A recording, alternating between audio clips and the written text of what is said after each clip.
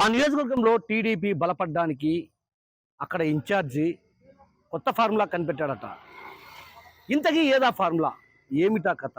ఆ GSL medical institutions మరియు కిమ్యూ international university భాగస్వామ్యంతో ఇండియన్ అలైన్డ్ ఎంబీబీఎస్ కోర్స్ అడ్మిషన్లు అందిస్తోంది నియోజకవర్గ ఇన్ఛార్జి కొత్త ఫార్ములా పనిచేస్తుందా లేక బెడిసి కొడుతుందా? What's the story?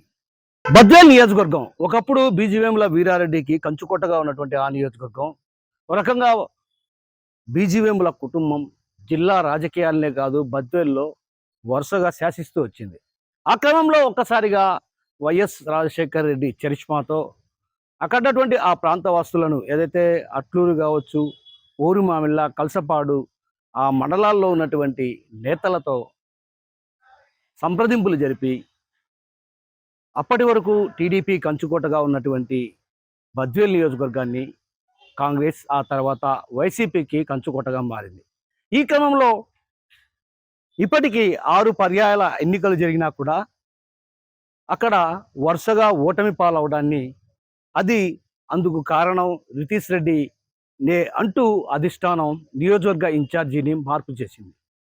దీంతో నియోజకవర్గ ఇన్ఛార్జ్ పార్టీని బలపరిచే దిశగా అడుగులు వేస్తున్నారు. ఆ క్రమంలోనే ఒక్కసారిగా ఏదైతే గ్రామీణ ప్రాంతాల్లో భూ వివాదాలకు దారితీస్తున్నాయి, ఏదైతే ఎంతో కాలంగా తరతరాలుగా ఉన్నటువంటి భూ వివాదాలను సృష్టించి వారిని తమ వైపుకు తిప్పుకునే ప్రయత్నాలు కొనసాగిస్తానంటూ కూడా బలమైనటువంటి ఆరోపణలు వినిపిస్తున్నాయి.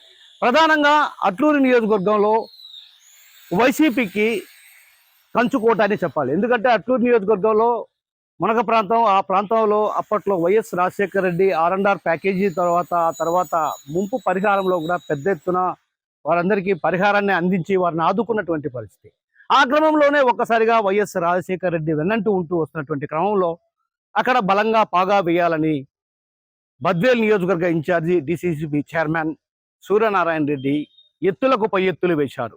అందులో భాగంగా ఏదైతే ఎంతో కాలంగా దశాబ్దాల కాలంగా వారసత్వ రీత్యా సంక్రమించినటువంటి భూముల్లో కొనసాగుతున్నప్పటికీ కూడా ఆ భూముల్లో ఏదైతే విభేదాలు సృష్టించి అంటే ఒక రకంగా వివిధ కారణాల రీత్యా అక్కడ పొలం సాగు చేసుకోలేని పరిస్థితి ఉన్నటువంటి బీడు భూములపై కన్నేసినటువంటి కొందరు నేతలు ఆ భూములను కాజేసేందుకు కుట్రలు చేస్తున్నారు. ఆ క్రమంలోనే ఒక్కసారిగా ఏదైతే రెడ్డిపల్లె, అదేవిధంగా కుంభగిరి వంటి ప్రాంతాల్లో అక్కడ ఖాళీగా ఉన్న భూములపై కన్నేసి వాటిని కాజేసేందుకు నియోజకవర్గ ఇన్ఛార్జి వద్దకు వెళ్తే నియోజకవర్గ ఇన్ఛార్జి కూడా అక్కడున్నటువంటి అధికారులకు ఫోన్లో చెప్పారని జోరుగా ప్రచారం సాగుతుంది.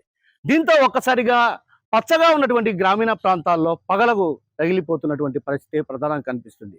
గతంలో ఆ భూములకు సంబంధించి ఇప్పటికీ కూడా రుణాలు తీసుకున్నారు. అదేవిధంగా వారికి సంబంధించి రాజముద్ర అన్నీ ఉన్నా కూడా ఆ భూములోకి అడుగు పెట్టనివ్వకుండా చేస్తున్నది కూడా సూర్యనారాయణ రెడ్డి అన్నటువంటి ఆరోపణలు కూడా బలంగా వినిపిస్తున్నాయి. అయితే మరోవైపు ఈ వ్యవహారంలో పోలీసులు కూడా జోక్యం అంటే భూ వివాదాల్లో సాధారణంగా పోలీసులు ఎక్కడా జోక్యం చేసుకోకూడదు. కానీ పోలీసులకు ఈ వ్యవహారం పైన అటు సూర్యనారాయణ రెడ్డి ఆదేశాలు ఇచ్చారు. అందుకే మేము ఆ భూమిలోకి అడుగు పెట్టొద్దని చెప్తున్నామంటూ కూడా కొందరు చెప్తున్న పరిస్థితి. అంటే ఒక రకంగా దీన్ని బట్టి చూస్తే ఏదైతే భూ విభేదాలు సృష్టించి ఆ తర్వాత వారందరినీ కూడా తమ వైపు తిప్పుకునే ప్రయత్నాలు కొనసాగిస్తున్నారన్నటువంటి భావన సర్వత్రా వినిపిస్తున్న పరిస్థితి.